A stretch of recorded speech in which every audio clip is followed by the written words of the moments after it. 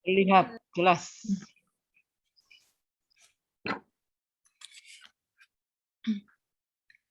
Bismillahirrahmanirrahim. Assalamualaikum warahmatullahi wabarakatuh. Puji syukur atas nikmat yang telah Allah berikan kepada kita semua, sehingga bisa berkumpul di ruang Zoom pada hari ini. Terima kasih sebelumnya kepada Ibu Nur Iza dan Ibu Utari telah mempersilahkan kami untuk mempresentasikan makalah kami. Saya Anissa Safarina Azizah dari kelompok 16 akan mempresentasikan materi tentang pemikiran Kiai Haji Ibrahim Hussein dalam memodernisir pendayagunaan zakat.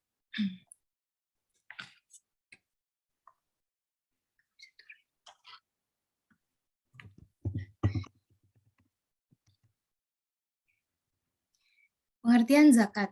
Ditinjau dari segi bahasa, kata zakat merupakan kata dasar dari zakat yang berarti berkah, tumbuh, bersih, dan baik. Sedangkan dari segi istilah fikih, zakat berarti sejumlah harta tertentu yang diwajibkan oleh Allah Subhanahu wa Ta'ala untuk diserahkan kepada orang yang berhak menerimanya. Di samping berarti mengeluarkan sejumlah harta tertentu itu sendiri.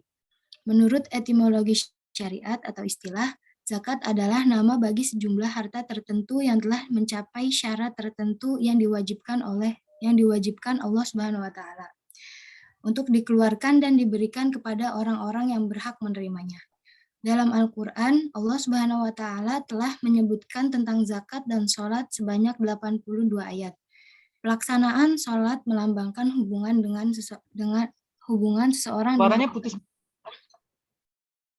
Suaranya putus-putus. Mungkin ini kali. Di tempat kan saya bagus. Oh, berarti di saya ya? Oke. Iya.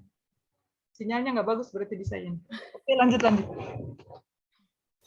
Sedangkan pelaksanaan zakat melambangkan hubungan antar sesama manusia. Sudah bagus.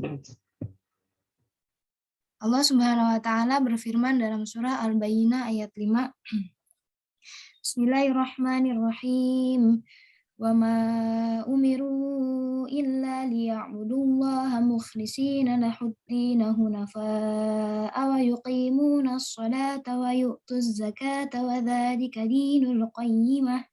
Yang artinya, padahal mereka hanya diperintah menyembah Allah dengan ikhlas menaatinya semata-mata karena menjalankan agama, dan juga agar melaksanakan sholat dan menunaikan zakat. Dan demikian itulah agama yang lurus. Kemudian pemberdayaan zakat. Pemberdayaan dalam kaitannya dengan penyampaian kepemilikan harta zakat kepada mereka yang berhak terbagi dalam 4 bagian, yaitu sebagai berikut. Yang pertama, pemberdayaan sebagian dari kelompok yang berhak akan harta zakat, misalnya fakir miskin, yaitu dengan memberikan harta zakat kepada mereka sehingga dapat mencukupi dan memenuhi kebutuhan mereka. Yang kedua, memberdayakan kaum fakir, yakni dengan memberikan sejumlah harta untuk memenuhi kebutuhan hidup, serta memberdayakan mereka yang tidak memiliki keahlian apapun.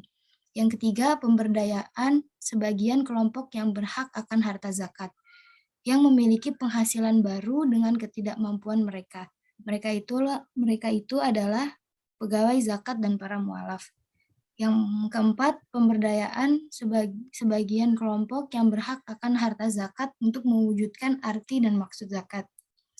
Kemudian, memodernisir pelaksanaan zakat menurut Kiai Haji Ibrahim Hussein.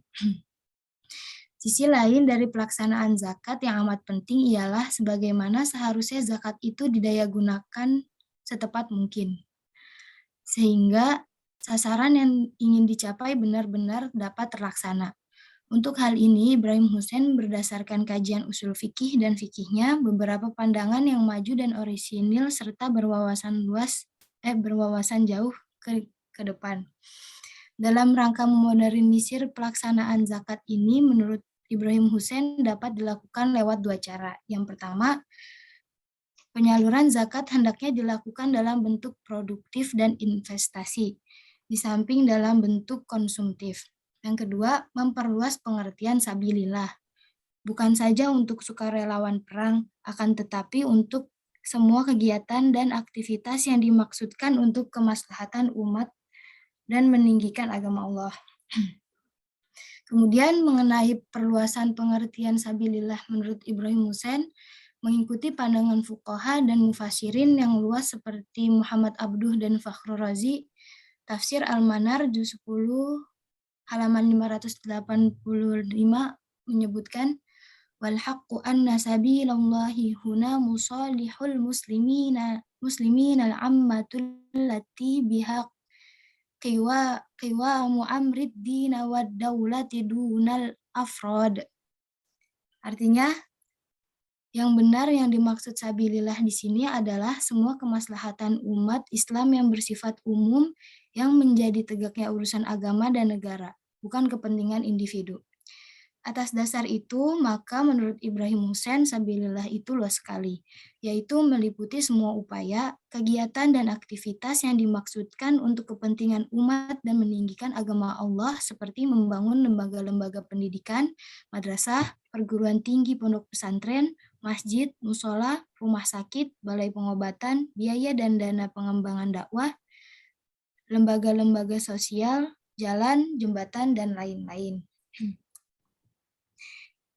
Sekian presentasi dari kelompok 16. Selanjutnya, makalah selanjutnya akan disampaikan oleh Faikotul Fikriyah.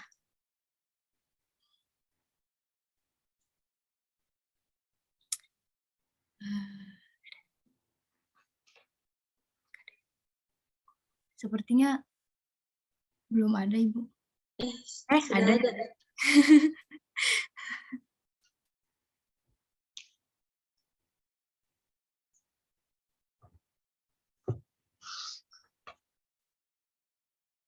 Apakah sudah kelihatan teman-teman? Ibu?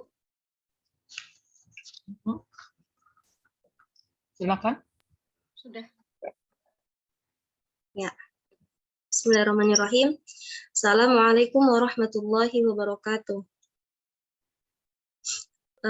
Pada kesempatan kali ini, saya akan membahas tentang mendudukan pengertian uang haram. Yang pertama yaitu akan membahas klasifikasi hukum Islam. Nah, menurut kacamata usul fikih, hukum Islam itu diklasifikasikan menjadi dua. Yang pertama, hukum Islam yang secara jelas telah ditegaskan oleh nas Al-Quran atau as-sunnah, yang tidak mengandung pentakwilan atau nas sharih.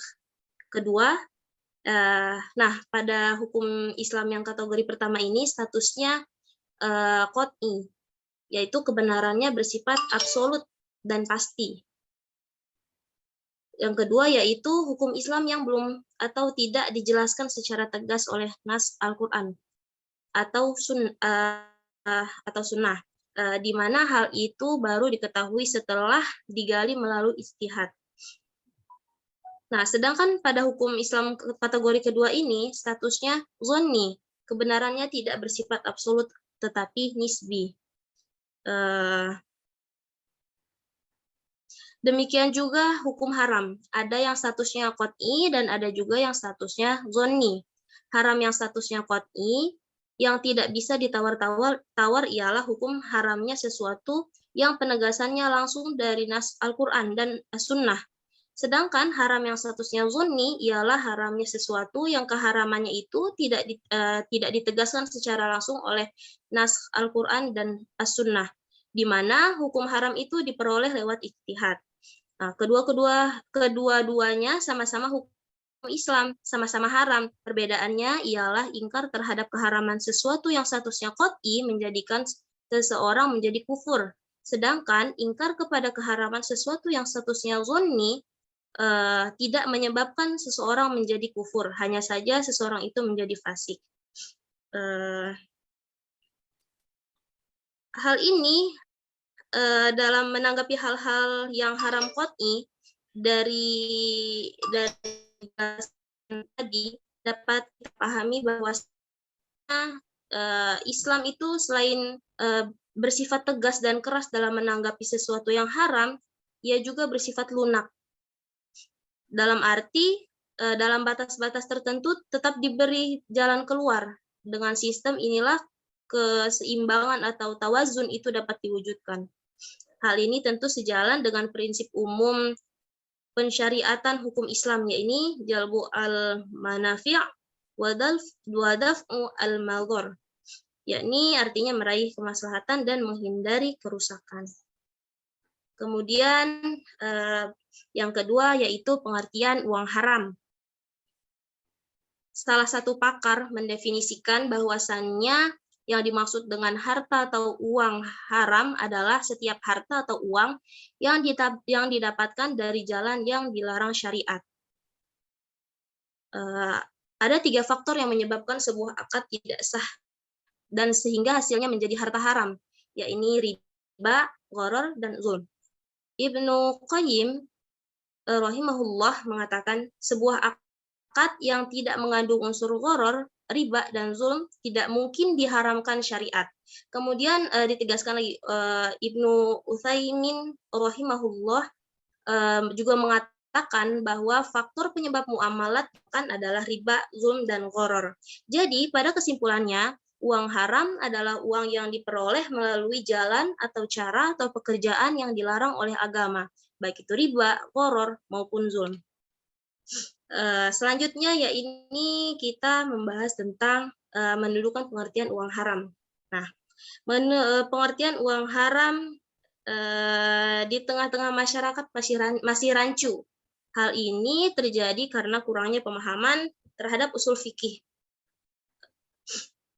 Kemudian menurut Ibrahim Hussein, sejalan dengan kaidah usul fikih, hukum tidak berhubungan dengan benda. Haram adalah hukum. Hukum hanya berhubungan dengan perbuatan, yaitu perbuatan orang dewasa atau mukallaf. Jadi, benda tidak bisa disifati dengan haram atau halal. Dan yang dapat disifati dengan haram atau halal adalah perbuatan orang dewasa tersebut. Maka dari itu, uang haram adalah uang yang diperoleh melalui jalan atau cara atau pekerjaan yang dilarang oleh agama, seperti mencuri, merampok, korupsi, manipulasi, menipu, dan lain sebagainya. Jadi, ungkapan uang haram adalah majazi atau metaforis. Majas itu seperti gaya bahasa yang perbandingannya hampir mirip, bahkan ada yang sama.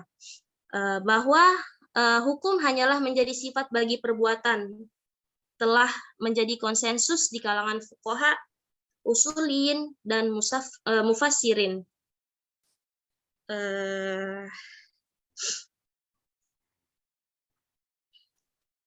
Selanjutnya yaitu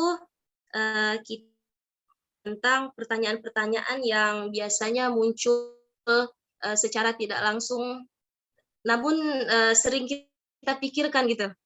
Yang pertama yaitu apakah uang atau harta yang haram itu ada zakatnya? Nah, di sini kita bahas.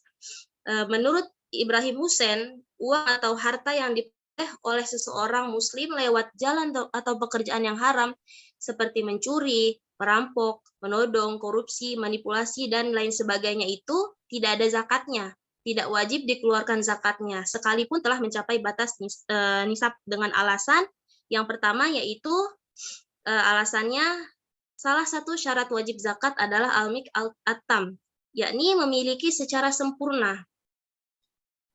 Sedangkan harta atau uang yang diperolehnya lewat cara atau pekerjaan haram tersebut bukanlah milik orang itu, tetapi milik orang lain atau lembaga dari mana orang itu mengambilnya. Kemudian alasan yang kedua yaitu hadis Nabi, yakni la yaqbalullahu shadaqatan min ghululin, yang artinya Allah tidak menerima sedekah atau zakat dari harta yang diperoleh melalui jalan khianat. Menurut Ibrahim Hussein, para ulama memberi alasan kenapa zakat atau sedekah dengan harta haram tidak diterima oleh Allah. Alasannya ialah karena harta itu bukan miliknya. Dengan demikian, ia tidak punya hak untuk mentasarufkannya atau mempergunakannya, termasuk zakat atau sedekah. Seandainya zakat atau sedekah dengan harta haram diterima, berarti ada sesuatu yang ganjil. Dari satu sisi ia diperintahkan, dan dari sisi lain dilarang. Nah, hal semacam ini jelas mustahil dan tidak mungkin terjadi. Kemudian pertanyaan yang selanjutnya yakni, bolehkah kita menerima pemberian atau sedekah dari orang yang hartanya diperoleh lewat jalan haram? menurut Ibrahim Hussein, bagi penerima yang tidak tahu tentunya tidak ada masalah, jadi boleh. Akan tetapi bagi yang mengetahuinya tentu haram menerimanya kalau hal itu untuk kepentingan pribadinya. Lalu bagaimana kalau hal itu kemudian disalurkannya pada kepentingan umum seperti membangun masjid, pesantren, panti-panti asuhan, dan lain sebagainya. Dalam hal ini, menurut Ibrahim Hussein, hal itu bisa dibenarkan sebab harta seseorang yang diperolehnya lewat jalan yang haram tersebut, kalau tidak mungkin dikembalikan kepada pemiliknya semula, yang berhak harus dikembalikan kepada pemilik hakiki, yaitu Allah Subhanahu Wa Taala. Dalam hal ini juga sejalan dengan penegasan dalam Quran surah An-Nur ayat 33 yang bunyinya A'udzu billahi minasyaitonir rajim. Bismillahirrahmanirrahim. Wal yasta'fifil ladzina la yajiduna nikahan hatta yughniyahumullahu min fadlih.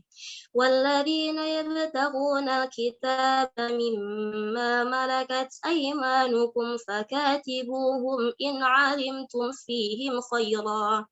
فكاتبوهم إن علمتم فيهم خيرا وآتوهم من مال الله الذي آتاكم ولا نكره فتياتكم على البغاء إن أردنا تحصنا لتبتغوا عرض الحياة الدنيا ومن يكرههن فإن الله من بعد إكراههن غفور رحيم, yang dimana ada kalimat dan berikanlah kepada mereka sebagian dari harta Allah yang dikaruniakannya kepadamu.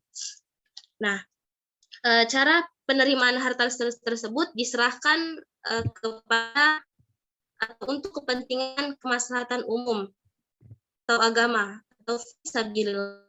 Jadi dalam kondisi semacam ini, kalau kita diberi, jangan kita tolak atau kembalikan, malah harus kita minta semua untuk disalurkan pada hal-hal yang menyangkut kepentingan umum atau lembaga-lembaga sosial.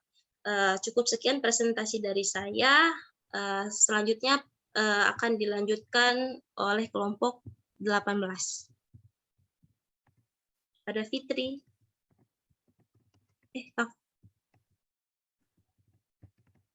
Kepada Kak Fasya, dipersilahkan.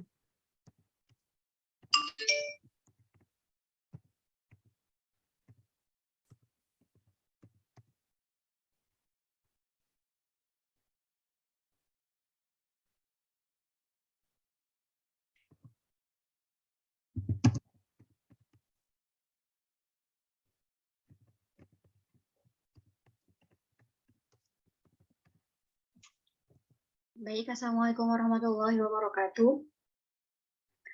Saya Fasya Adlia akan menjelaskan materi kali ini, yaitu berkaitan dengan inseminasi buatan atau bayi tabung. Nah, pengertiannya. Inseminasi buatan itu kerap kali disebut dengan bayi tabung. Nah, merupakan terjemah dari artificial insemination, atau dalam bahasa Arab itu disebut dengan al-talqihal shinai.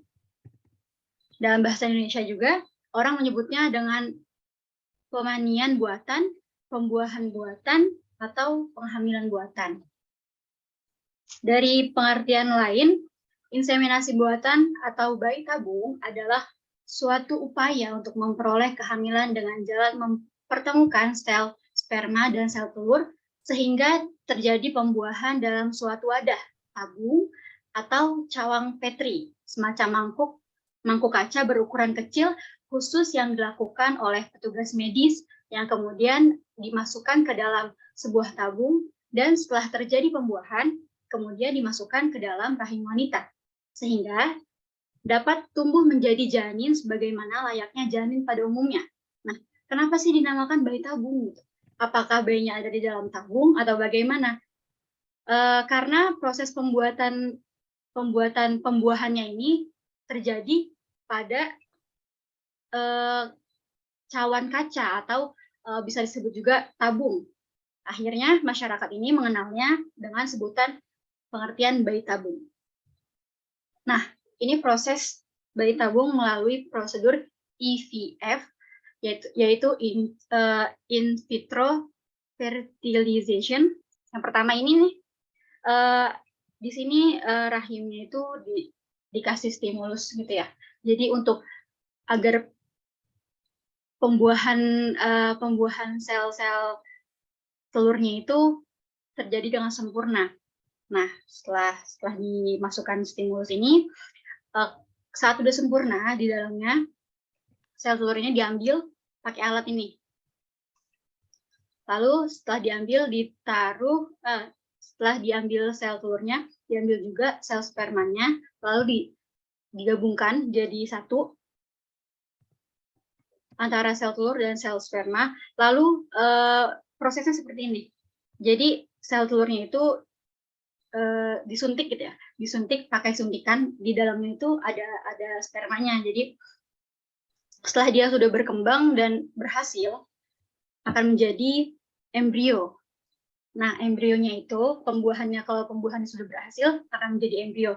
Nah, embrionya itu akan disalurkan kepada rahim dengan kanula atau kayak suntikan gitu. Nah, selanjutnya macam-macam inseminasi buatan. Jadi macam-macam inseminasi buatan ini ada dua. Yang pertama, inseminasi homolog, yaitu disebut juga dengan artificial insemination husband atau AIH, yaitu inseminasi buatan yang berasal dari sel air mani suami istri yang sah. Harus digarisbawahi, berasal dari sel air mani suami istri yang sah. Nah, yang kedua itu inseminasi heterolog, disebut juga artificial insemination donor atau AID, yaitu inseminasi buatan yang selnya bukan berasal dari air mani suami istri yang sah. Jadi kayak transfer donor gitu, transfer sel gitu. Nah, selanjutnya bagaimana nih pandangan hukum Islam terhadap inseminasi buatan atau bayi tabung? Nah, pandangan Islam terhadap bayi tabung atau inseminasi buatan ini apabila dilakukan dengan sel sperma atau ovum suami istri sendiri dan tidak transfer embrionya kepada rahim wanita lain, maka Islam membenarkannya, baik dengan cara mengambil sperma suami kemudian disuntikan ke dalam vagina istri atau uterus istri, maupun dengan cara pembuahan yang dilakukan di luar rahim. Kemudian buahnya itu ditanam di dalam rahim istri, asal keadaan suami istri ini atau yang bersangkutan ini benar-benar memerlukan cara inseminasi untuk memperoleh anak. Mungkin kalau misalkan dia misalkan tidak bisa mempunyai anak ya dengan cara manual gitu, dengan cara asli alami gitu. Nah, ini bisa diperboleh karena darurat gitu. Hal ini sesuai dengan kaidah fikih al-hajatu anzilatad darurati wad daruratu tubihul mahdhurati, yaitu hajat atau kebutuhan yang sangat penting diperlakukan seperti dalam keadaan terpaksa. Padahal kebenaran atau darurat itu memperbolehkan melakukan hal-hal terlarang. Jadi karena tadi tidak bisa mempunyai anak secara alami, jadi itu masih diperbolehkan. Tergantung. Selanjutnya, jika kita lihat menurut Profesor Ibrahim Hussein, jika kebalikannya dari tadi, kan kalau tadi itu kan selnya sah gitu ya, suami istri yang sah. Nah, kalau ini sebaliknya, jadi inseminasi buatan atau bayi tabung yang sperma dan ovumnya bukan dari pasangan suami istri, hukumnya jelas-jelas haram. Dalam hal ini menurut ulama, kenapa haram gitu ya? Karena ini sebab apa yang terjadi pada zina juga terdapat pada sistem ini, yaitu adanya pertemuan antara sperma dan ovum dari pasangan atau lain jenis yang tidak ada ikatan tali pernikahan yang sah. Nah, sebagaimana diketahui juga, takrif zina ialah memasukkan zakar pada farji, lalu keluar di luar ikatan pernikahan yang sah. Oleh karena intinya sama, hukumnya pun sama, yakni sama-sama haram. Perbedaannya hanya terletak pada masalah sanksi atau hukumannya. Zina yang dilakukan secara langsung sanksinya itu seperti dirajam. Nah, di dalam Al-Quran juga kan sudah dijelaskan pada Quran surah Al-Isra ayat 32. A'udzu billahi minasyaitonir rajim. Bismillahirrahmanirrahim. Wa la taqrabuz zina innahu kana fahishatan wa sa'a sabila. Janganlah kamu melakukan zina, karena sesungguhnya zina itu perbuatan yang keji dan seburuk-buruknya jalan. Nah, selanjutnya Majelis Ulama Indonesia atau MUI mengeluarkan fatwa. Yang pertama, bayi tabung dengan sperma dan ovum dari pasangan suami istri yang sah, hukumnya mubah atau boleh. Sebab ini termasuk ke dalam ikhtiar berdasarkan kaidah-kaidah agama. Yang kedua, bayi tabung dari pasangan suami istri dengan titipan rahim istri lainnya, misalnya dari istri kedua dititipkan kepada istri pertama, hukumnya haram berdasarkan kaidah Sod Az-Zariyah. Hal ini akan menimbulkan masalah yang rumit dalam kaitannya dengan masalah warisan, khususnya antara anak yang dilahirkan dengan ibu yang mempunyai ovum dan ibu yang mengandung kemudian melahirkannya dan sebaliknya. Yang ketiga, bayi tabung dari sperma yang dibekukan dari suami yang telah meninggal dunia, hukumnya haram berdasarkan kaidah Sod Az-Zariyah. Hal ini akan menimbulkan masalah yang pelik, baik dalam kaitannya dengan penentuan nasab maupun dalam kaitannya hal kewarisan. Yang keempat, bayi tabung yang sperma dan ovumnya diambil dari selain pasangan suami istri yang sah, hukumnya haram. Karena itu statusnya sama dengan hubungan kelamin antara lawan jenis di luar pernikahan yang sah, atau bisa disebut juga dengan zina. Dan berdasarkan kaidah Sod Az-Zariyah, yaitu untuk menghindarkan terjadinya perbuatan zina. Nah, teman-teman bisa juga dilihat pada makalah. Di situ ada juga penjelasan dari fatwa dari yang lain ya, dari ulama Saudi Arabia. Di situ disebutkan bahwa mereka mengeluarkan fatwa bahwa pelarangan praktek bayi tabung karena praktek tersebut akan menyebabkan terbukanya aurat, tersentuhnya kemaluan, dan terjamahnya rahim. Nah, kalau dari fatwa MUI di Arab itu menganjurkan sebaiknya seseorang itu ridho atas keputusan Allah, sebaik-baiknya dialah yang menjadikan seseorang itu mandul atau tidak. Seperti landasan hukum yang tertera di dalam makalah pada Quran surah Asy-Syura ayat 50. Nah, namun ada juga fatwa lain yang dikeluarkan oleh Majelis Mujamma' Fiqih Islam. Majelis ini menetapkan bahwa ada dua penetapan. Yang pertama, ada 5 aspek ya. Aspek yang dilarang, yaitu sperma yang diambil dari pihak lelaki disemaikan kepada indung telur pihak wanita yang bukan istrinya, kemudian dicangkokkan ke dalam rahim istrinya. Yang kedua, indung telur yang diambil dari pihak wanita disemai kepada sperma yang diambil dari pihak laki-laki yang bukan suaminya, kemudian dicangkokkan ke dalam rahim istri. Yang ketiga, sperma dalam indung telur yang disemaikan tersebut diambil dari sepasang suami istri, kemudian dicangkokkan ke dalam rahim wanita lain yang bersedia mengandung persemaian benih mereka tersebut. Nah, yang keempat, sperma dan indung telur yang disemaikan berasal dari lelaki atau wanita lain, kemudian dicangkokkan ke dalam rahim istri. Yang kelima, sperma dan indung telur disemaikan tersebut diambil dari seorang suami istri, kemudian dicangkokkan ke rahim istri yang lain. Kalau yang kedua ini diperbolehkan. Apa yang diperbolehkan? Yaitu sperma tersebut diambil dari suami dan indung telurnya diambil dari istri, kemudian disemaikan dan dicangkokkan ke dalam istrinya. Jadi ini yang sah gitu ya. Yang kedua, sperma suami diambil kemudian disuntikan ke dalam saluran rahim istrinya dan langsung ke dalam rahim istrinya untuk disemaikan. Jadi intinya bayi tabung ini hukumnya mubah atau dibolehkan karena ada kaidah yang tadi, apabila darurat dan tidak bisa memiliki anak itu diperbolehkan, namun tidak diperbolehkan jika sel telur atau sel spermanya itu bukan dari pasangan yang sah. Mungkin sekian presentasi dari saya. Terima kasih. Selanjutnya presentasi dari Fitri Lailasari.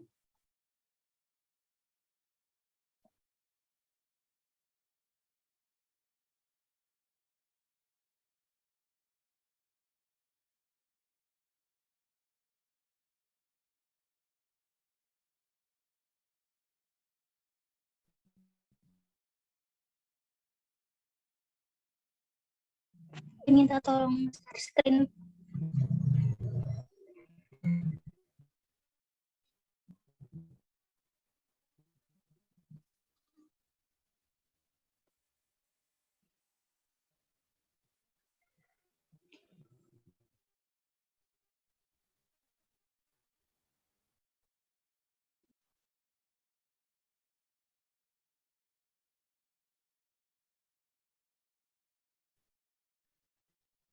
Oke, baik. Assalamualaikum warahmatullahi wabarakatuh. Saya Fitri Lailasari dari kelompok 19 Saintifika membaru pemikiran Prof. Haji Ibrahim Hussein memecahkan status hukum transplantasi kornea mata, katup jantung, ginjal. Saja materi yang pertama. Pengertian transplantasi kornea mata, katup jantung, dan ginjal. Saya definisikan pengertian transplantasi secara umum. Transplantasi merupakan proses tindakan perpindahan salah satu dan atau beberapa organ tubuh dan atau jaringan tubuh dari suatu tempat ke tempat lain atau dari seseorang ke seseorang lainnya dengan ketentuan berlaku akibat dari ketidakfungsian organ atau jaringan tubuh itu sendiri, sehingga tindakan ini sesuai dengan fungsinya.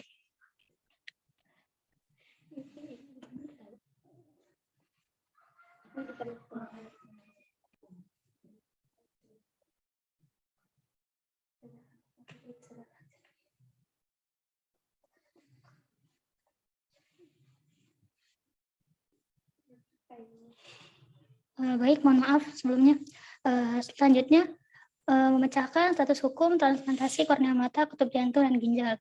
Masalah donor ini dan pencakakan kornea mata, katup jantung, dan ginjal dari mereka yang telah meninggal untuk yang masih hidup, menurut Ibrahim Hussein, dapat dibenarkan oleh hukum Islam dengan syarat ada izin dari yang bersangkutan lewat wasiat sewaktu masih hidup dan izin keluarga atau ahli waris. Beberapa dalil yang dijadikan pertimbangan dan alasan antara lain. Yang pertama, umumnya ayat Al-Quran yang menyuruh berbuat baik kepada sesama manusia dan tolong-menolong dalam hal kebaikan. Di antaranya ada pada surat Al-Maidah ayat 2. Bismillahirrahmanirrahim. Penggalan ayatnya, wa ta'awanu 'alal birri wat taqwa wa la ta'awanu 'alal itsmi wal 'udwan. Wattaqullaha innallaha syadidul 'iqab. Yang artinya, dan tolong-menolonglah kamu dalam mengerjakan kebajikan dan takwa, dan jangan tolong-menolong dalam berbuat dosa dan permusuhan. Bertakwalah kepada Allah, sungguh Allah sangat berat siksaannya. Lalu yang kedua, hal tersebut termasuk umumnya hadis Nabi yang menganjurkan umatnya untuk membantu kepada saudara, antara lain, wallahu fi aunil abdi ma damal abdu fi auni akhi, yang artinya Allah akan selalu memberikan pertolongan kepada hambanya selama hamba itu membantu saudaranya. Lalu yang ketiga, tuntutan Nabi yang menganjurkan umatnya agar berusaha mencari kesembuhan atau berobat bila sedang sakit, antara lain innallaha lam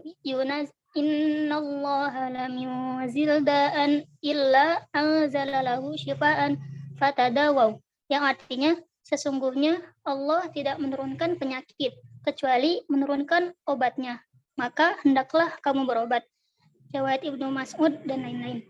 Lalu yang keempat, kedudukan manusia sebagai makhluk paling mulia yang wajib dihormati dan diperlakukan secara baik dan terhormat, baik sewaktu masih hidup atau setelah meninggal. Sebagaimana dikehendaki oleh firman Allah, Surat Al-Isra ayat 70. Bismillahirrahmanirrahim. Walaqad karramna bani Adam wa hamalnahum fil barri wal bahri wa razaqnahum minat thayyibat wa faddalnahum ala katsirin mimman khalaqna tafdila. Yang artinya, dan sungguh kami telah memuliakan anak cucu Adam, dan kami angkut mereka di darat dan di laut, dan kami beri mereka rezeki dari yang baik-baik, dan kami lebihkan mereka di atas banyak makhluk yang kami ciptakan dengan kelebihan yang sempurna. Selanjutnya yang kelima, ada pada kaidah hukum yang berbunyi hurmatul hayyi a'zamu min hurmatil mayyiti, yang artinya kehormatan orang yang hidup diutamakan daripada kehormatan yang orang yang telah meninggal. Lalu yang terakhir yang keenam, berdasarkan takhrij pada kebenaran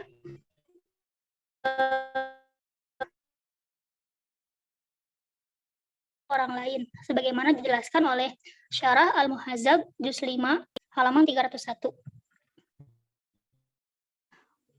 Wa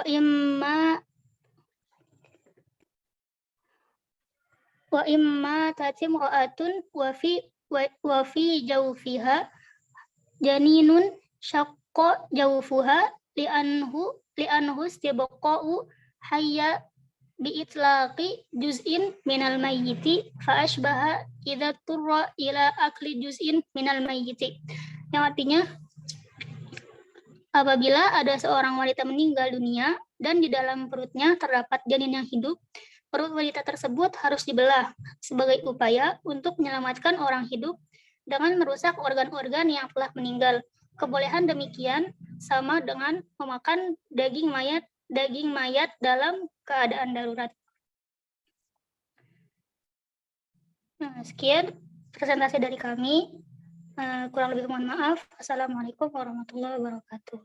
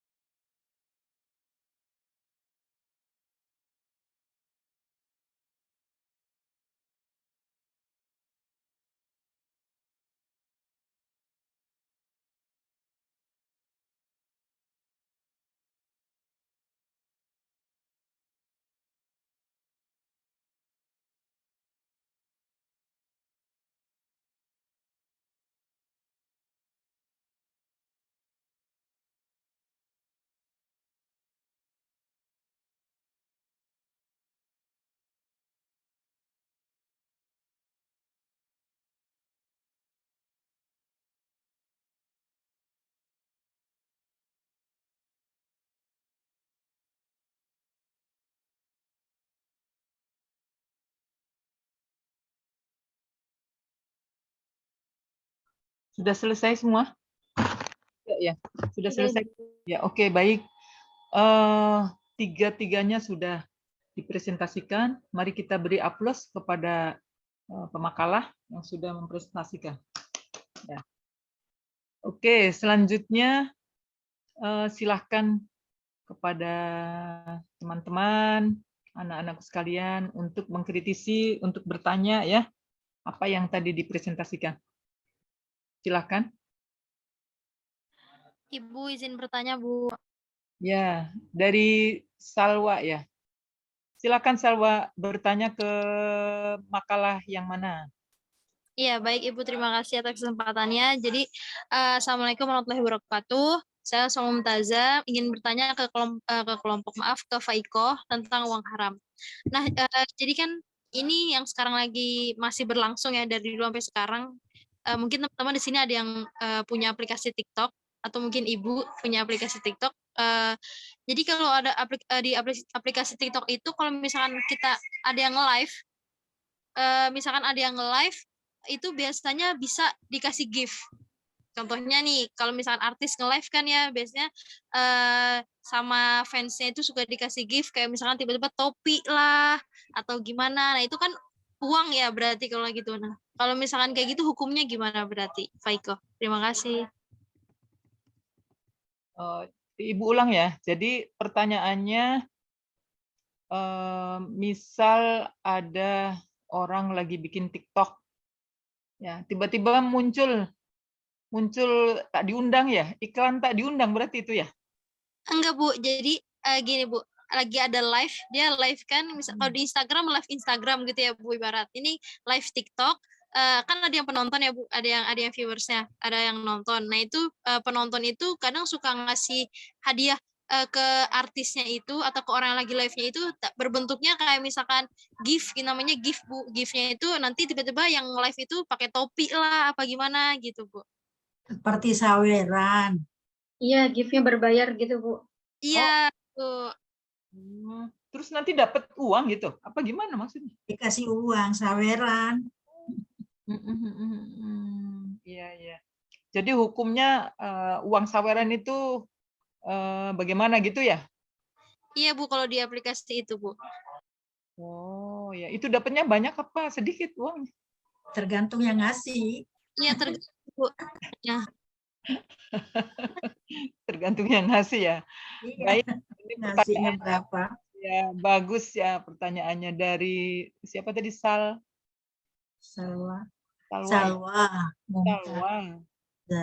Ya, Salwa Mumtazah. Mumtazah. Masya Allah, bagus banget namanya. Ya, pertanyaan yang luar biasa ya tentang uang saweran ketika TikTok gitu ya. Iya, apakah masuk ke kategori uang haram atau bukan gitu ya? Kan uang haram itu sebenarnya kan wujudnya tidak haram kan, tidak najis. Ya, barangnya tidak najis. Yang diharamkan itu kan perilaku untuk memperoleh uang itu yang tidak diperkenankan. Nah, kalau yang ini uang saweran untuk apa namanya, kalau lagi live ya di TikTok misalnya orangnya yang kita sukai, kita gandrungi, ngefan lah ke orang itu, akhirnya kita kasih saweran banyak gitu ya. Nah, kalau menurut Ibu ya, nanti silakan Bunda Utari melanjutkan.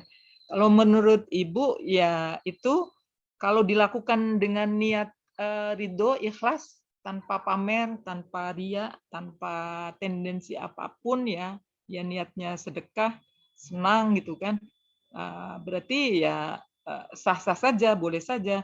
Caranya kan tidak dengan cara yang diharamkan. Caranya sedekah, niatnya sedekah gitu ya. Bukan ingin dipuji ya. Kemudian dia melakukannya juga memberikannya dari uang sendiri ya, bukan dari uang apa cuci apa namanya pemutihan uang ya dari hasil korupsi kemudian dia kasihkan. Nah, kan itu kan uangnya mah tetap halal ya. Tapi kalau caranya yang untuk memperoleh uang itu diharamkan, maka caranya yang diharamkan. Kalau seperti ini menurut Ibu sih halal, ya boleh saja karena sama saja kita ingin sedekah gitu ya. Ya, kecuali kalau orang yang apa live-nya itu yang bikin Instagramnya dia ingin motif lain misalnya. Ya, ada embel-embel lain ya, berarti itu caranya yang salah. Gitu. Mungkin itu ya. Baik, silakan Ibunda Utari mungkin memberikan tambahannya. Ya, sama saja sih sebenarnya. Tergantung dari yang ngasihnya motivasinya apa gitu. Jadi kalau dia ikhlas, bersama tadi yang disampaikan oleh Bu Nurliza. Sama insya Allah. Ibu, boleh dari pembahasan jawaban Ibu tadi, saya jadi antusias ingin bertanya satu lagi, Bu. Ini kan zaman sekarang udah gampang banget ya, Bu. Zaman sekarang tuh di iklan-iklan tuh download ini dapat uang, download ini dapat uang, lakuin ini uang, uang, uang. Pokoknya serba uang ya, Bu ya. Nah, di TikTok juga teman-teman mungkin kalau salah-salah boleh tegur karena salah nggak ada aplikasi TikTok. Kayaknya kalau di TikTok itu bisa ya nonton video nih berapa menit, nah itu dapat uang, ya kan? Nah mungkin dapat uang. Terus ada juga game. Zaman sekarang tuh game-game itu main segini nanti dapat uang gitu. Ada juga game yang kartu ya. Kalau kartu kan udah jelas kayak judi ya. Tapi ini game-game yang kayak biasa. Di iklan aja tuh pernah lihat selalu dari aplikasi di Google Play Store itu ada iklannya. Gamenya itu sih kayak Tetris, kayak game-game semacam Tetris, tapi dapat uang kayak gitu. Nah, hukumnya gimana, Bu? Itu kan kita kan nggak gimana ya kalau ngelihat video TikTok misalkan gitu. Itu kan kita kayak apakah itu jadi kayak nafkah apa gimana, Bu? Jadinya hukumnya gimana, Bu, dapat uang dari aplikasi kayak gitu, Bu? Karena hukumnya belum tahu jelas, Bu. Sama dengan YouTube juga kan.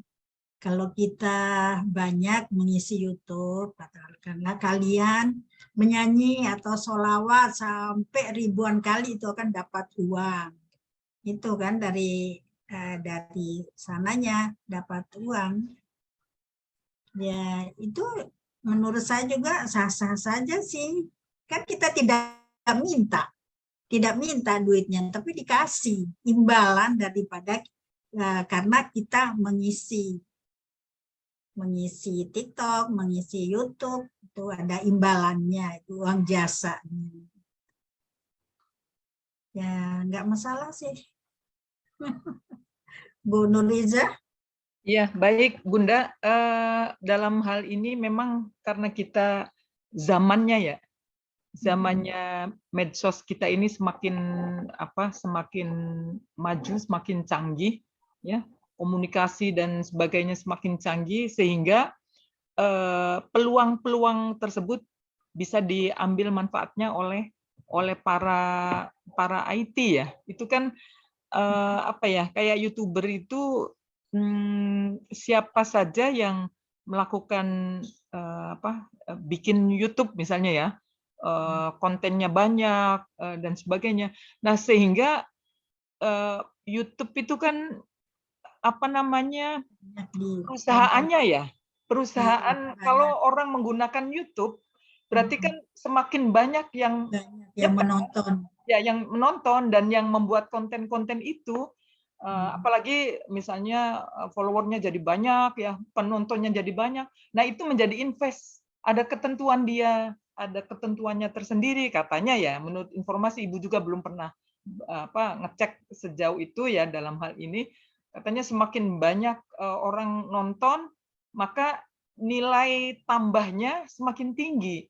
Jadi sama dengan gini, misalnya orang pakai SMS gitu, kita silahkan di-share ke grup yang lain. Nah, semakin banyak orang menyetor ke grup-grup yang lain, artinya kan dia menggunakan WA-nya semakin banyak gitu. Nah, orang yang mewadahi itu mendapat keberkahan.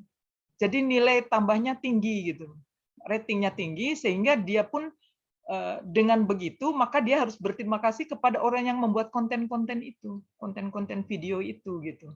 Jadi awalnya dulu sempat ibu sama suami diskusi kecil-kecilan aja di rumah. Ini kok bisa ya? Karena dia sering bikin konten begitu, terus nanti banyak yang nonton, terus malah jadi dapat keuntungan gitu. Itu dari pihak atasnya, jadi yang memiliki produk YouTube itu gitu. Jadi contoh misalnya kayak kita di laptop ini ya, kan ada Google ya. Nah, si Google-nya ini yang membuat program Google ini, semakin orang banyak menggunakan program Google, kan semakin tinggi tuh. Semakin tinggi dianya. Program itu dipakai oleh orang, terus akhirnya dia berterima kasihlah kepada orang yang pengguna itu. Gitu, semakin banyak berarti dia semakin berkreasi, akhirnya memberikan keuntungan. Nah, adapun hukumnya yaitu tadi kembali sah-sah saja gitu. Karena dengan cara tidak menipu, kan tidak ada tipu kan. Kecuali kalau sekarang kan banyak ya, apa namanya, kadang di SMS ya, biasanya banyak itu. Atau di WA juga kadang ada ya, apa ya, semacam berhadiah Anda, pokoknya dia ngaku-ngaku BNI misalnya. Klik di ini Anda mendapat poin sekian gitu misalnya. Nah, itu yang kadang penipuan. Katanya informasi dari mantu ya. Mantu bilang gini, "Jangan Bu, jangan dibuka yang gitu-gitu." Itu nggak mungkin bank itu melakukan sembrono, memberikan tawaran-tawaran hadiah gitu di WA. Di WA ya japri gitu, nggak ada begitu tuh. Kan kalau nggak kita tertipu, kita semakin ngebuka berarti kita membuka akses diri dan juga membocorkan rahasia kita. Bahkan nanti akhirnya link kita, nomor rekening kita, kadang kita ketipu karena suruh mengirim identitas dan seterusnya. Nah, itu masuk ke perangkap. Nah, kalau sudah begitu kita sulit keluar. Jadi nanti kejebak. Jadi kalau kita sudah kejebak itu sebaiknya blokir itunya. Nomor dia diblokir, kemudian nomor rekening kita yang tadi dikirim blokir semua. Nah, itu ada unsur penipuan dari pihak dia. Tapi kalau yang ini kan bukan ya. Kalau ini kan kita memperoleh ya. Tadi kan kalau kita memperoleh uang ya dari kita menyetel video atau YouTube yang kita buat, konten-konten yang kita buat, kemudian kita di share ya. Itu biasanya nanti ada terima kasih imbalan dari mereka itu. Nah, itu Ibu belum tahu sejauh mana gitu. Nah, berarti kan ini kan unsur bisnis ya. Tidak ada unsur penipuan kalau melihat secara kasat mata ya.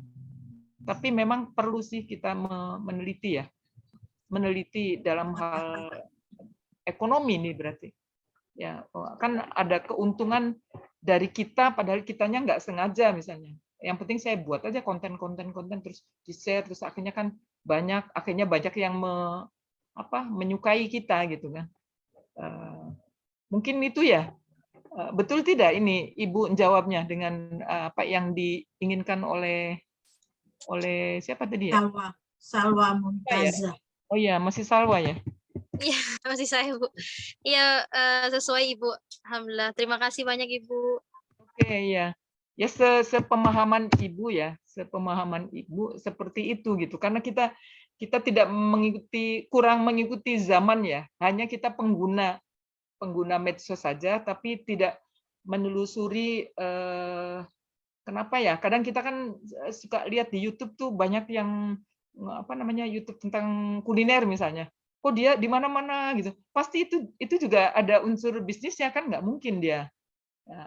Dia sudah tahu peluang gitu loh. Nah, kayak jangan jauh-jauh lah misalnya Raffi Ahmad gitu ya. Raffi kan sama istrinya kan itu kaya raya kan dari hasil-hasil begitu, dari hasil kontennya dia membuat. Padahal kalau ngelihat kan cuma begitu-begitu saja gitu ya. Ya. Iya, apalagi kalau anak Iiki yang bikin konten misalnya baca Quran. Iya, sholawat baca Quran yang menarik, jadi apa namanya kira-kira disukai gitu. Jadi Bu, boleh nyambung lagi, Bu? Iya, silakan. Mungkin teman-teman yang punya pertanyaan atau agak greget atau gimana boleh nyambung juga. Kalau zaman sekarang, Bu, apakah sebelum ke zaman sekarang saya pernah lihat juga, Bu, nah itu hukumnya haram karena syubhat. Nah, kita masih jadi pertanyaan ya, Bu ya, sampai sekarang gimana hukumnya. Nah, zaman sekarang ini lagi viral kan Bunda Korla ya, Bun ya. Bu ya. Bunda Korla. Zaman sekarang apa yang lagi itu Bunda Korla, Bun. Bunda Korla. Bunda Korla. Wah, ini nggak mengikuti zaman ini. Apa ini? Oke, yang saya mau tanyain, kan lagi zaman Bunda Korla. Jadi Bunda Korla itu orang Indonesia tapi menetap di luar negeri dan dia itu suka live gitu. Instagram sih biasanya, kadang TikTok juga. Nah, itu kadang suka dikasih gift gitu tuh Bun, dia tuh Bu gitu. Nah, tapi kan yang pertanyaan saya, kalau misalkan tadi kata hukum Ibu kan sah-sah aja ya Bu ya. Apakah hukumnya bakal berubah saat kita nonton video yang nggak jelas, kayak contohnya Bunda Korla itu isinya cuma dia joget dangdut, gitu-gitu doang Bu.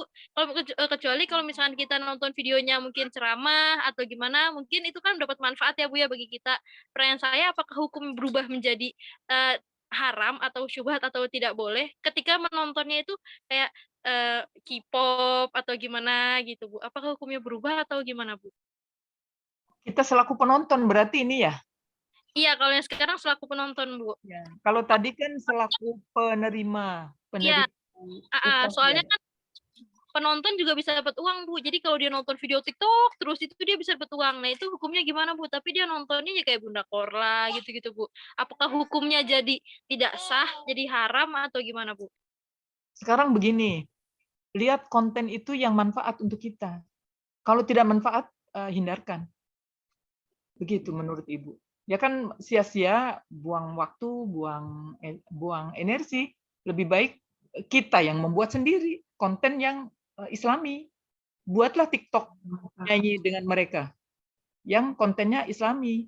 Yang lagi booming sekarang apa? Kita berkreasi gitu. Biasanya memang ada unsur seni. Kita harus punya, kalau kita punya jiwa seni, kita bisa menangkap peluang, itu bisa itu. Ya, tapi kalau kita tidak ada unsur seninya, mungkin kita punya isinya saja ya, konten-kontennya saja, kita bergandengan harusnya, bekerja sama.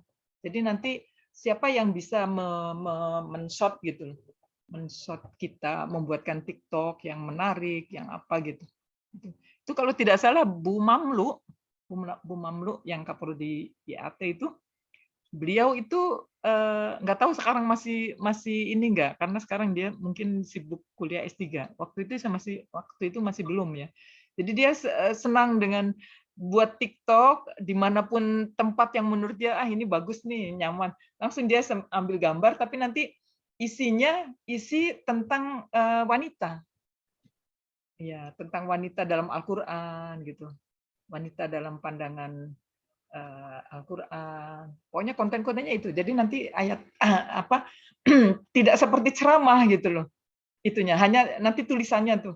Ada tulisannya tapi dianya lagi sedang di mana, terus nanti ada dikasih dubbing lagu ya, musiknya apa gitu. Itu sempat Ibu lihat gitu, tapi sekarang Ibu udah nggak pernah lihat lagi ya.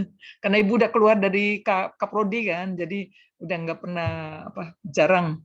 Dan sekarang lagi fokus mau nulis disertasi, jadi sudah mulai dikurang-kurangin. Mungkin begitu kalau jawaban Ibu ya. Jadi kalau kontennya tidak baik, ya hindarkan.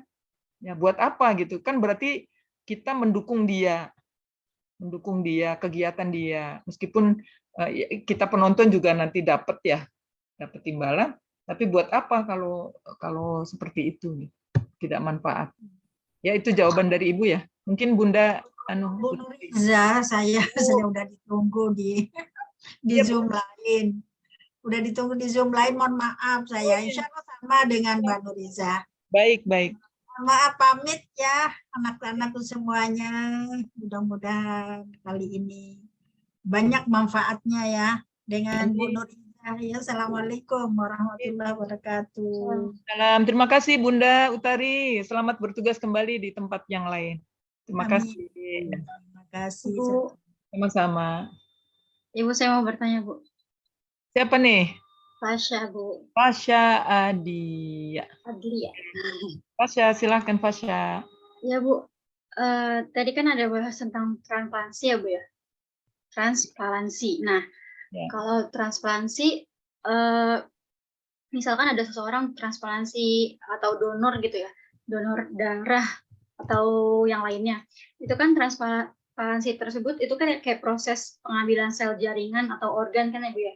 Nah, itu akan berpengaruh nggak Bu kepada orang yang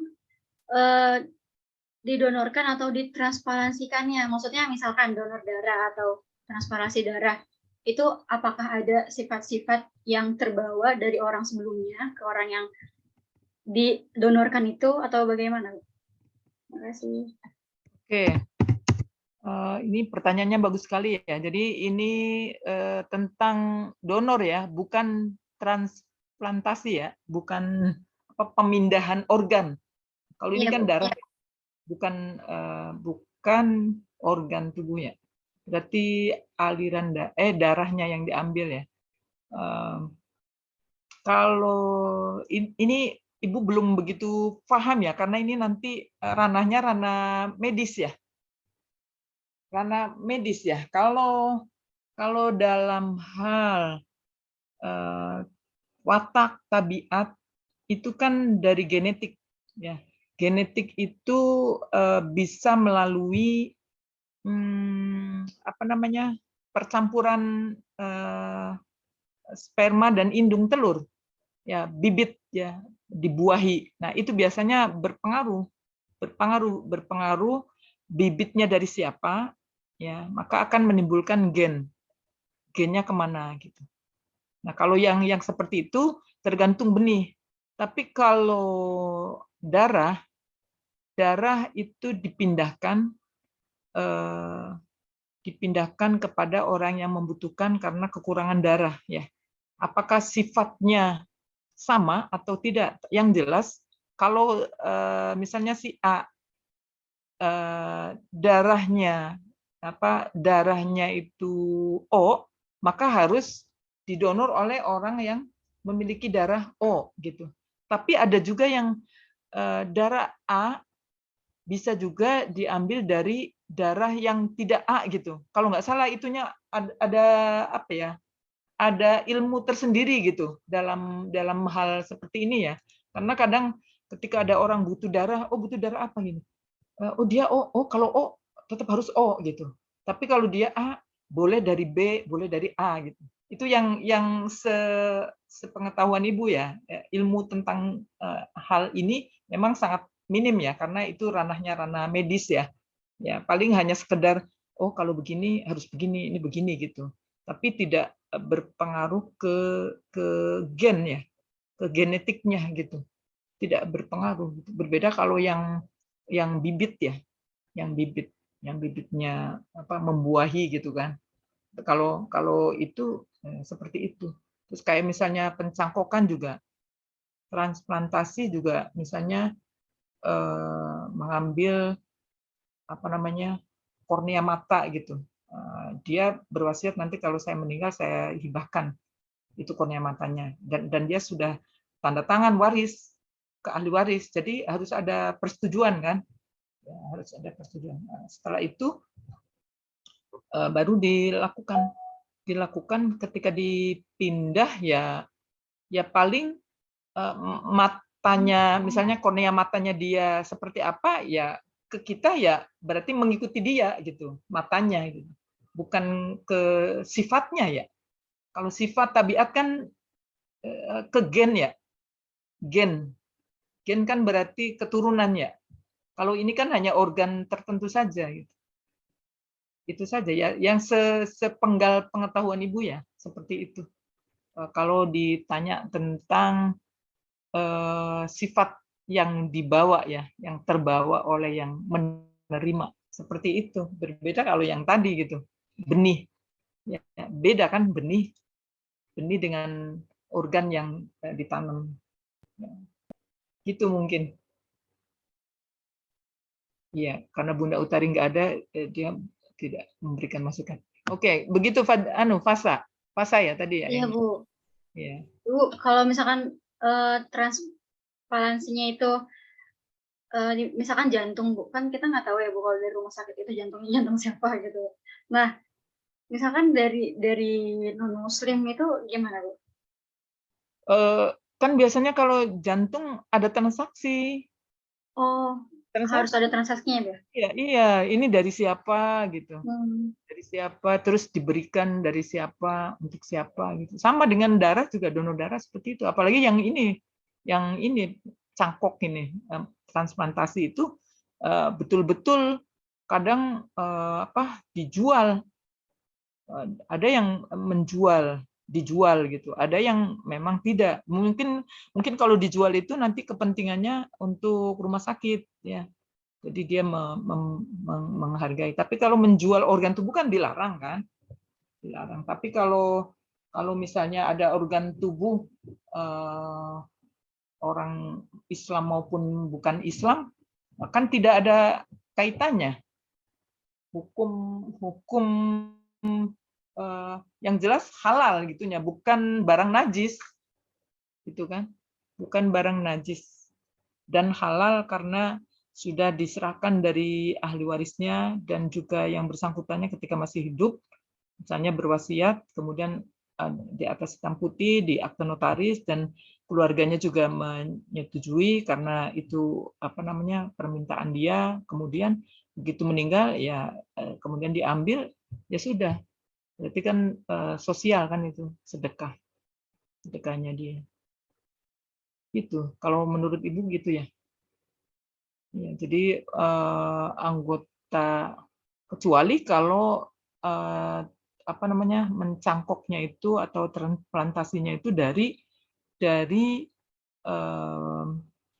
barang yang haram, misalnya dari babi misalnya, jantungnya babi diambil dicangkok ke manusia misalnya, atau dicangkok ke kambing ya, berarti kan kambingnya nanti ikut terkena najis, itu ada benda najisnya, nanti mengalir lah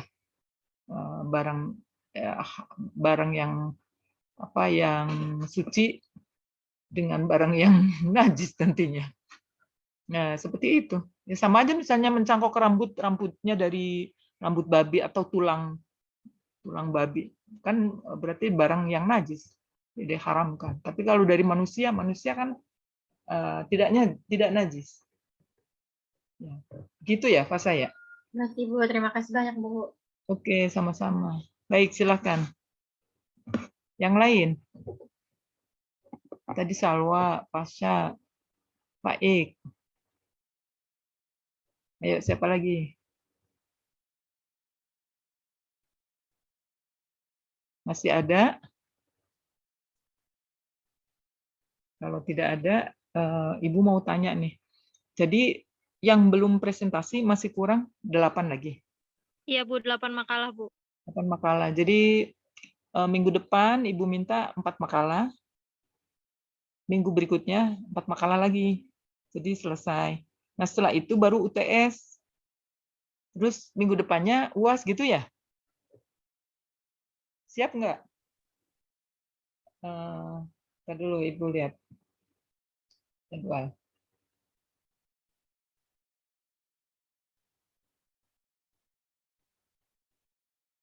Ini kan kurang 2 minggu ya. Berarti minggu depan tanggal 1, baru tanggal 8-nya UTS, 15-nya UAS ya?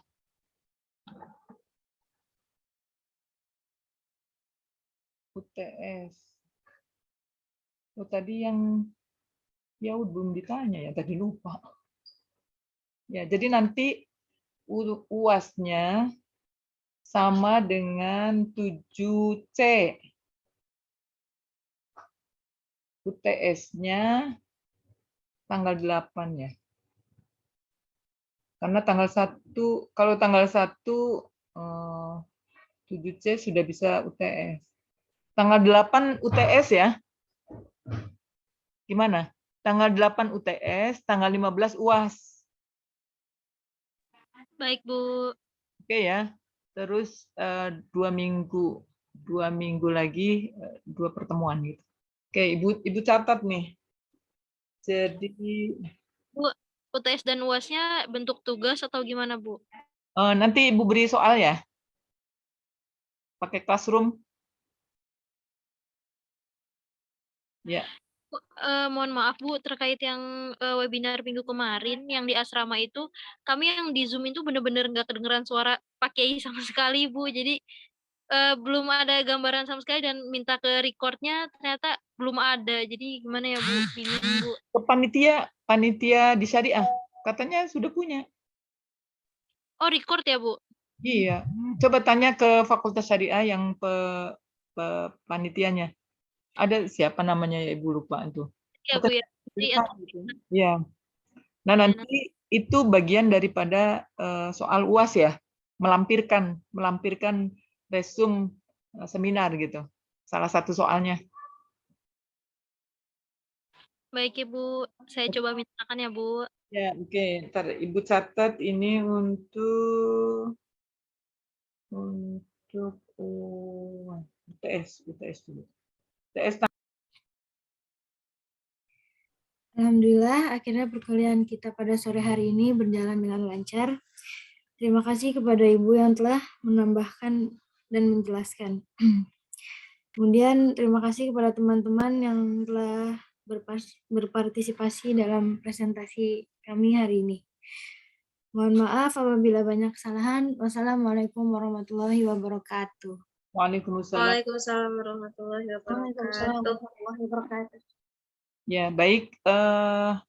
Untuk mengakhiri pertemuan hari ini, Ibu doakan semoga kalian sukses, lancar, tahfidnya dilancarkan, dimudahkan, kemudian tugas-tugas kuliah, ya, kemudian persiapan UTS maupun UAS, semuanya berjalan dengan lancar, sukses dengan mudah, dan kelak ketika UAS nilainya memuaskan semuanya. Hasilnya hasil yang maksimal. Baik, mungkin itu saja. Ibu akhiri pertemuan pada hari ini dengan bacaan hamdalah. Alhamdulillahirabbil alamin. Terima kasih. Wallahu muwaffiq ila aqwamit thoriq. Wassalamualaikum warahmatullahi wabarakatuh.